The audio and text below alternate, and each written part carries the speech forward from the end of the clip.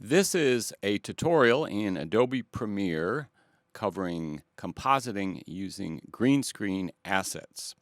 I will review the basics of using the Ultra key, then talk about how to refine and clean up keys, and also talk about masking both green screen elements and plate elements. And finally, for those of you who are ambitious, I will demonstrate how to create shadows that follow characters around. So I am going to start with this plate showing some garbage lying on the ground. And then I have a shot of an actor who's portraying a person who has been shrunk down to tiny size. And as you can see, we've had him run into the green screen area and stop, and then he's going to be talking to another character. So the first thing we want to do is put this onto the video track above the plate. So I'm going to use my overwrite button to place that there. And now, obviously, we need to remove all of this green area around the character. So I select that clip and I go to my effects and go to the video effects area and open up keying. And here is the Ultra key. I will double click on that to apply it. Then go up to the Effect Controls area where I can see that the Ultra key has been applied. Here is an eyedropper that allows me to select what color I want to remove from the shot. And obviously that's green. I want to choose a kind of a middle green, somewhere between these really hot spots and these dark shadow green areas. So probably somewhere around here will do. And there you go. You can see it removed most of the green. Of course, it hasn't removed the boom operator or the lights. And then there are also these hot spots that we need to remove. Now, the lights and the boom operator will be removed in another step using masking. But these hot spots we're going to remove by refining the Ultra key. Now, the first thing that I usually do is change the setting from the default to a setting called aggressive. And as you can see, that did remove some of the hot spots, but we need to refine the key even more to remove them completely.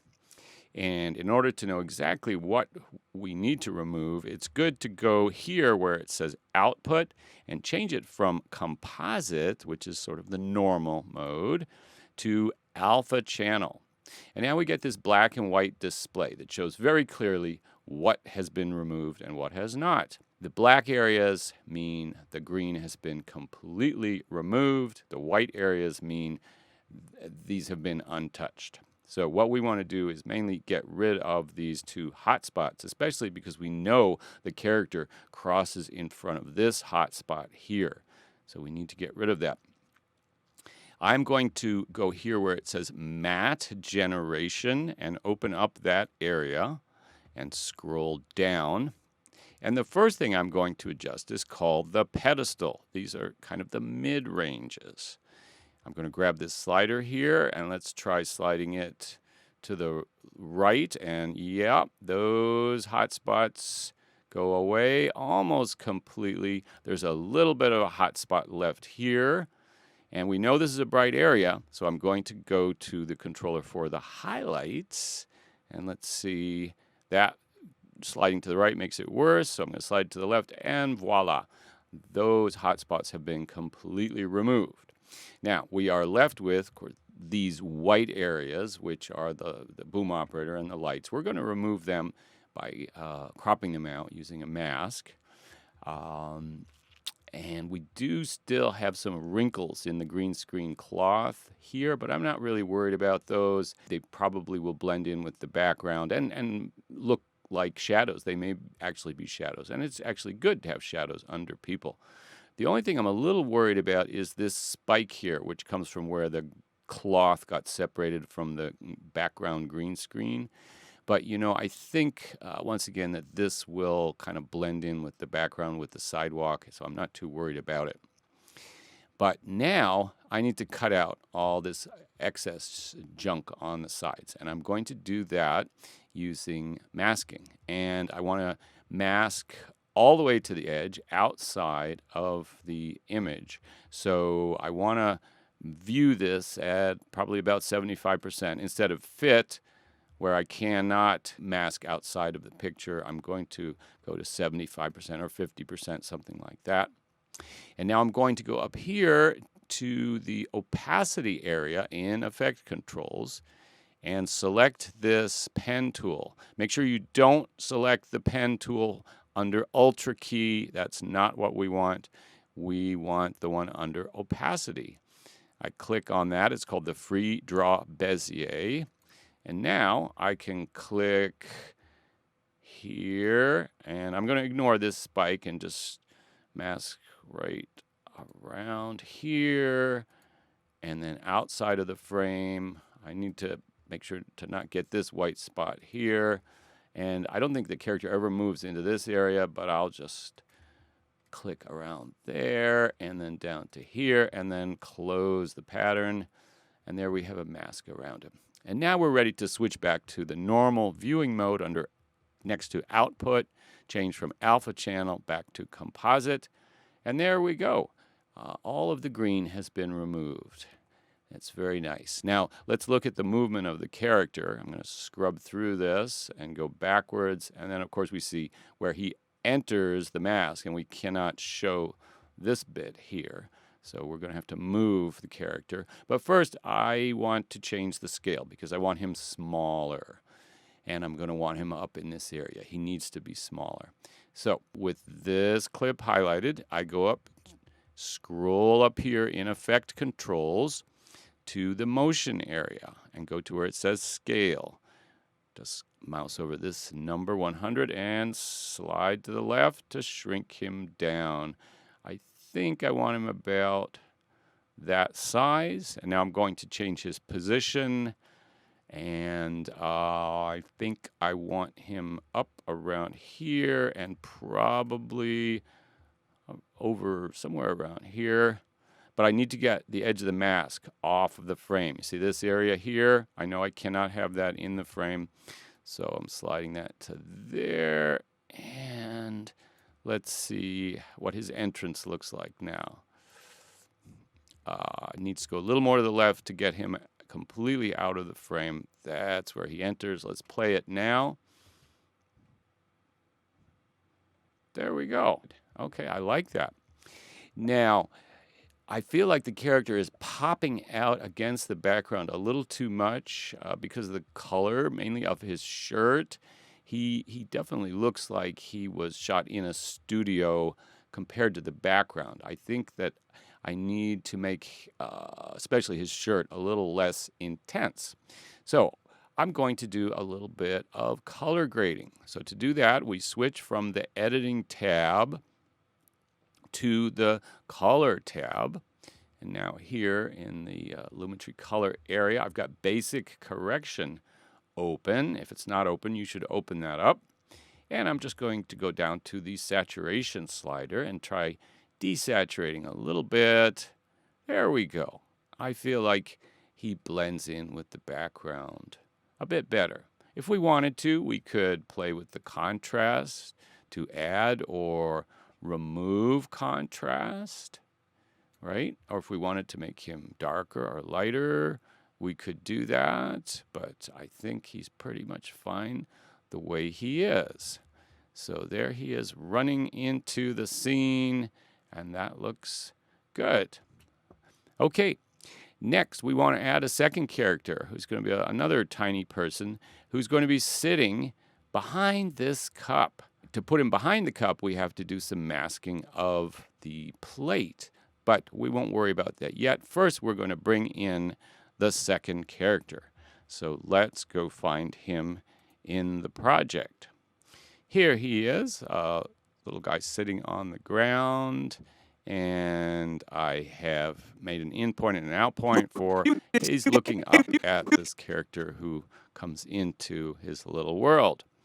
And this is now going to go onto it. We're going to put it for the time being on the video 3 track. And we're not worrying about audio in this demonstration. So there he is on top. I'm going to make him the same length as the other character. And now we go through the same steps of adding an Ultra key. I'm going to go back to the editing tab, go to my effects, video effects, and keying. Find the Ultra key. Go to the eyedropper, select a middle green. Okay, most of the green has disappeared. We do have hotspots up here. I'm going to change the setting from default to aggressive. That removed a lot more. I still have some hotspots I have to get rid of. Actually, these can be masked out because he doesn't move very much. But let's see what I can do in matte generation with the pedestal.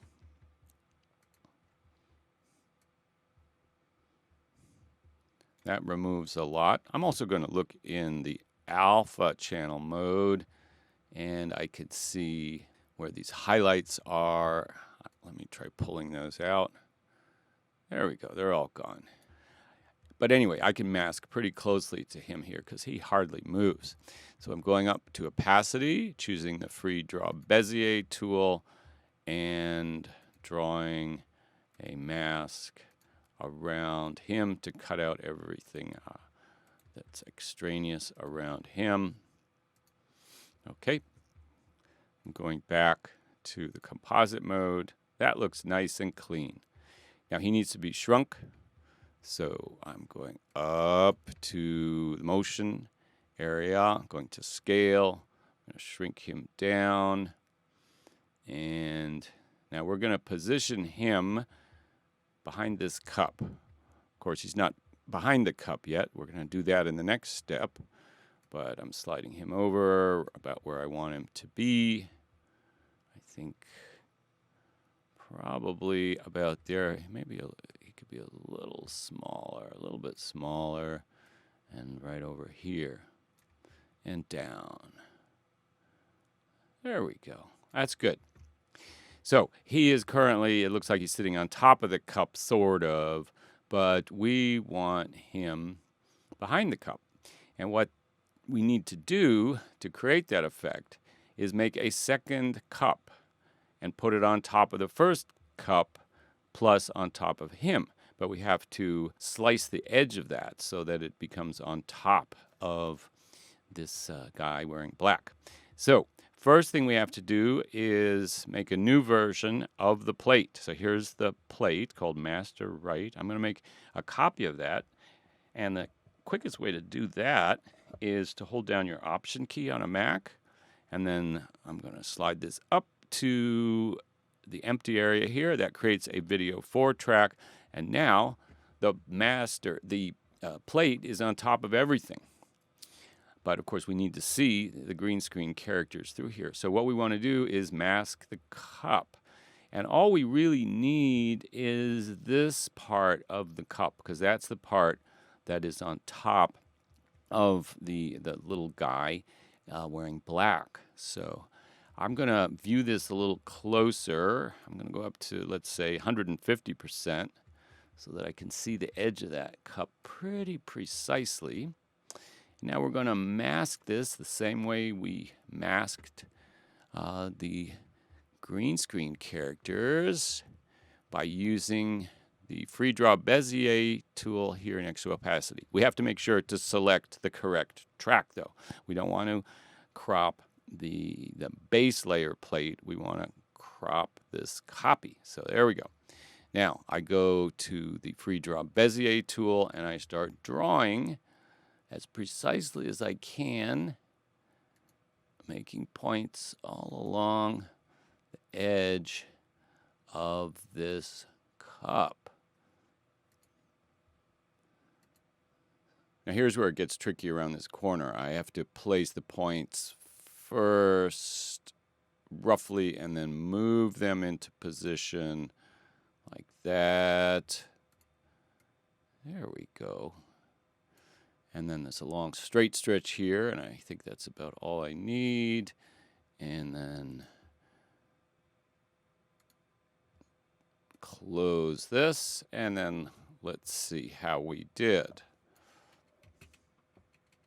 Okay, now obviously there is too much of a blurred area here on the edge, so I'm going to go to Mask Feather for the Mask 1, and by default it's set to 10. I don't want to turn it all the way down to 0 because then we'll get too sharp of an edge, but I'm going to put it, let's say, at about 2.1 or so. Let's look at that. That's pretty good. There's a little bit of fixing I need to do here. I'm going to go in real close to 200% or maybe even 400%. Let's go way in there. And yeah, now I can make corrections to this edge. I see I'm a little off here. And here. Okay, and a little bit here. Get that real accurate. And that should look better. I think it will. Yeah, that's pretty good. When I go back to fit, that's a nice mask. There he is sitting behind that cup. And you know, if I want to move him, I can do that. I think I'm going to slide him a little further out from behind that cup so we see more of the guy.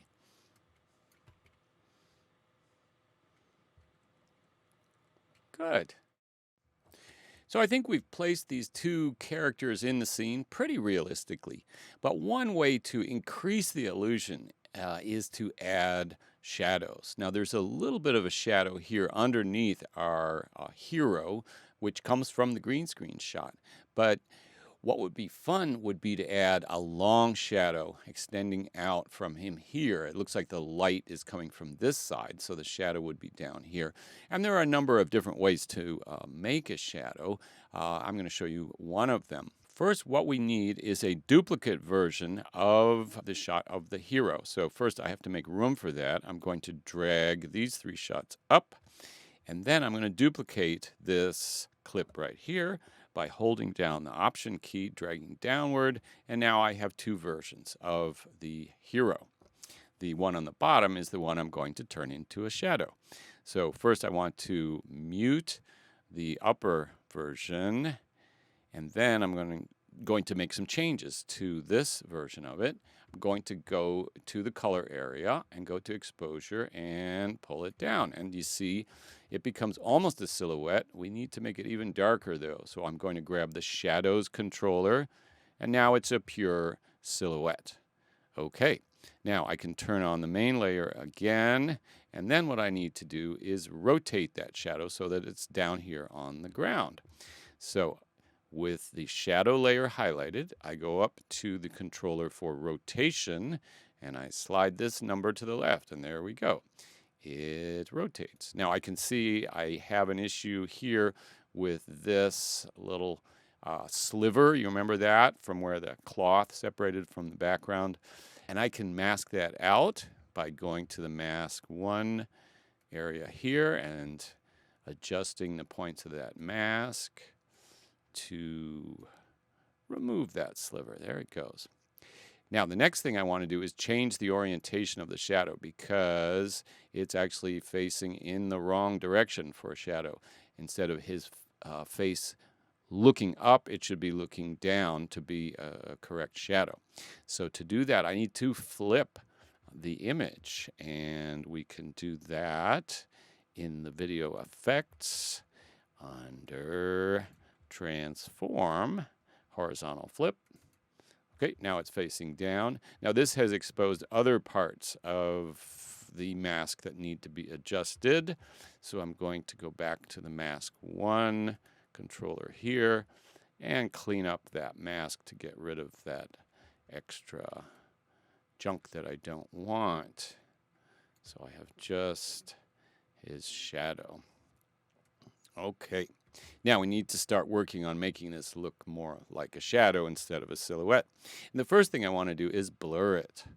So let's go to our effects for blur and sharpen and add a Gaussian blur. Okay. In the effect controls area, I'm going to the Gaussian blur that has just been added and increase the blurriness a lot. So now it's starting to look a little more like a shadow. And let's put it roughly in the position where it should be. I'm going to lower it and slide it over. But now, one big problem is it's way too fat. A shadow gets, sort of squashed through perspective and foreshortening. So we've got to make this skinny. And to do that, we go up to the scale controller. And by default, we have this check mark here next to uniform scale, which means that when you change scale, the horizontal and vertical scales will change uniformly. But we want to warp it. So we uncheck this box, and now we have separate controllers for scale height and scale width. We want to make him skinnier, so we go to the scale width area and slide this to make him quite skinny. That's starting to look more like a shadow that's on the ground. And then we have to reposition it. Now, this is not an exact thing at all. We are really kind of fudging things here, and we're not going to get it perfect by any means. I'm going to change the rotation a little bit here to rotate it a little bit up that way. Yeah. And the idea here is to fool the eye of the audience. And one important thing for doing that is to lower the opacity. It's way too dark and it's way too obvious, and any errors are going to be very obvious. So I'm going to go to opacity, and we're going to make it real subtle later, but let's just make it more subtle right now and put it about there. All right. Now, right now it looks great, but once we start going backwards and trying to see if the shadow will follow his movement, I think we'll find that it really doesn't do it perfectly. But we like it right now, so we're going to make a keyframe for position. Here's the keyframe button, right? The little stopwatch type thing. I'm going to make a keyframe there, and it shows up in the mini timeline. And now we're going to start going backwards, frame by frame. So let's see how it holds. So it's following his movement pretty nicely, but his movement is very subtle. So let's see if it starts to lose him at any point. Still good. Still good. Still good. I like it. Looks like it's starting to lose him here. So I'm going to make a duplicate keyframe right here. Remember the duplicate keyframe button? So it's going to be just the same position as the other one. But now I think we're going to have to start changing it. So going back frame by frame. I think it's okay still. Now it looks like it's drifted down a little bit. So I'm going to drag it a tiny bit up. Keep going back. Okay, not bad, not bad. Now it's drifting up too far. So I'm going to slide it down. Keep going frame by frame. Now it's really losing him. So let's see, what should I do here? I've got to fool the eye. You can see it's not accurate at all here, but hopefully the audience won't notice too much. So keep going back frame by frame. Oh yeah, really lost him there. Let's pull it here. Okay. This is just guesswork. Okay, keep adjusting it to try to make the feet match up between the shadow and the person.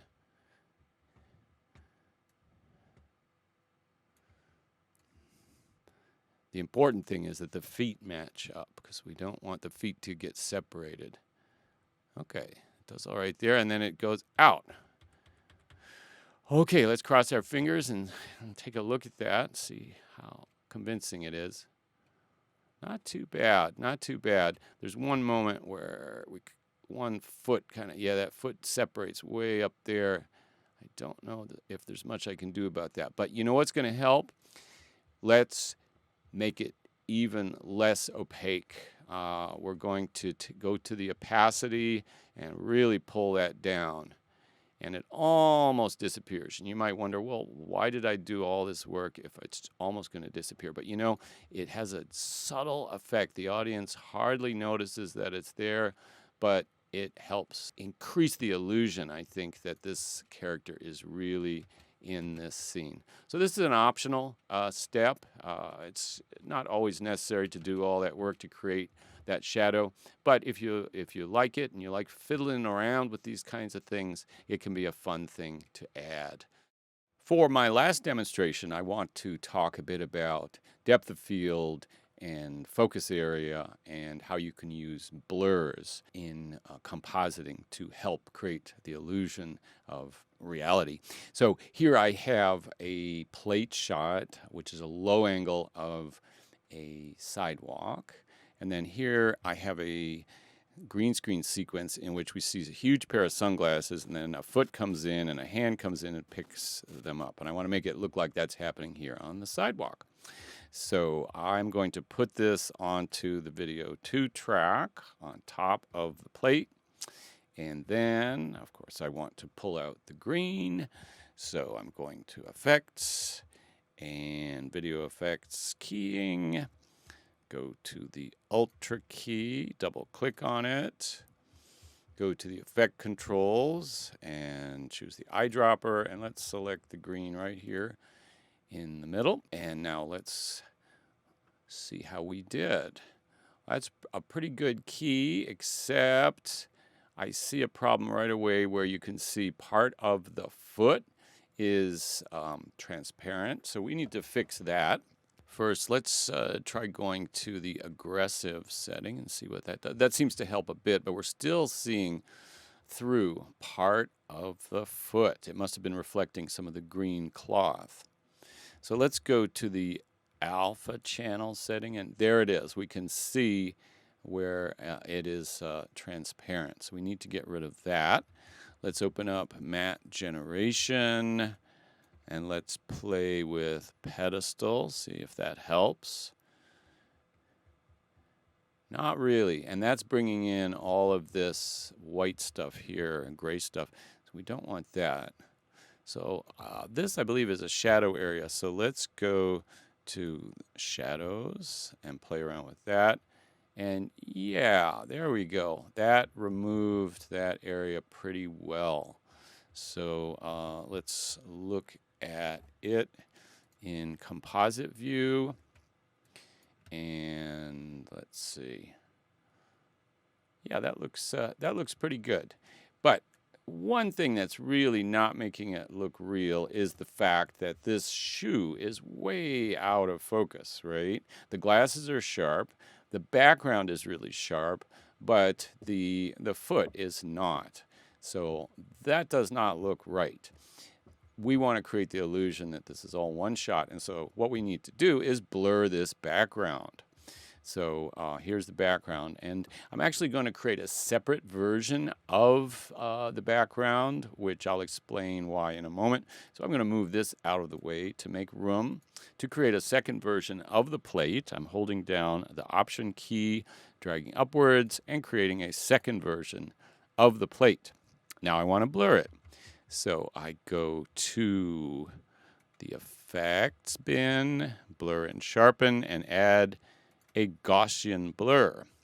Now up in the Effect Controls area, I want to go to Blurriness, and let's blur out that background to try to make it kind of match the foot, which the foot's quite blurry, so we can assume the background would also be quite blurry. And yeah, that looks a little more believable. Yep. Now the only thing that bothers me now is the gravel, the sidewalk here, the cement is way out of focus too. And realistically, it would not be because the glasses are in focus, so this part of the sidewalk should be in focus. So let's bring back some of the more in focus parts of the original plate. And we're going to do that by just cropping the blurred version here. So I've got the blurred version of the plate selected. And then I'm going to go under Video Effects to Transform and select Crop. Okay. And we're going to grab the bottom of this and crop it. There we go. That's better, but there's a really harsh line, of course, between the two versions. So we want to soften that by going to the edge feather and making that transition more subtle. So, the focus here is still kind of soft because the depth of field is really shallow, but it looks better than it did, I think. Looks more realistic. There we go. Now, I think that it would be fun to have one of those miniature people hiding here behind the sunglasses and then getting revealed when the glasses get picked up. So let's try doing that. I'm going to make room for a green screen character by moving the glasses up one level. And then I'm going to go find one of those shots of the little guy. Here he is. So let's put him onto the video 3 track. And there he is in there behind the glasses. And then we got to do some work on him, of course. First of all, let's get rid of the green. So we're going to Effects and Keying, Ultra Key, Effect Controls, choosing the eyedropper, selecting the green. Most of it disappears. Let's go to Aggressive. Even more disappears. And then we can crop all around him because he barely moves at all. So let's go to opacity and the free draw Bezier tool and just cut around him to get rid of everything that we don't need around him. Good. And now let's shrink him down and position him. So I'm going to make him smaller and slide him over here and hide him.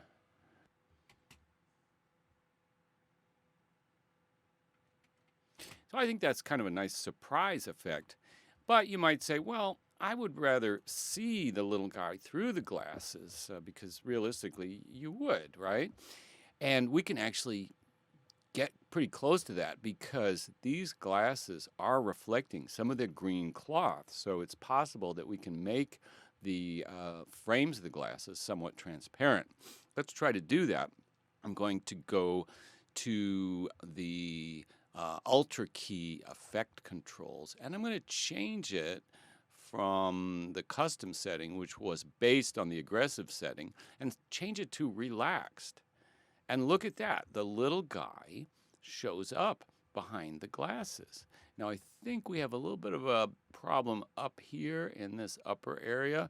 So let's go look at the alpha channel. And yeah, I've got too much of this stuff up here.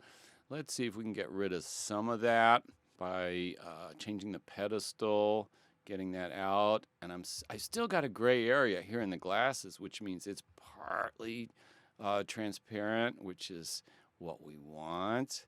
Okay, let's go back to the composite and take a look at this. Now we can see the little guy through the glasses and he gets revealed. Isn't that fun? Let's watch that again. Full screen. I like it.